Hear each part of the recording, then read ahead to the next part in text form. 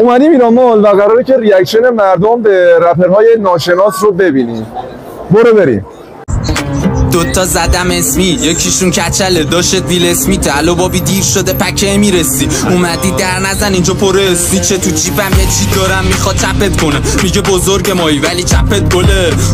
ترکیب خفن شده فقط بزن به خدا باشه توکله. حاجی شب کش میاد فرگون دافت وینی وینی وینی الگون. یکیشون ساکن ساری گلسوم. این چی بود زدیم حاجی علالو. خب نظرتون چی بود؟ خیلی باحال بود. باحال بود؟ آره ریتمش خیلی خوب. از 1 تا 10 بهش چند میدید؟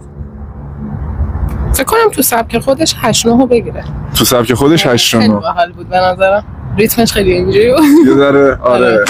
دوتا زدم اسمی، یکیشون کچله داشت ویل اسمیت. الو بابی دیر شده پکه میرسی، اومدی در نزن اینجا پر اسمی. چه تو جیبم یه چی دارم میخواد چپت کنه، میگه بزرگ مایی ولی چپت گله.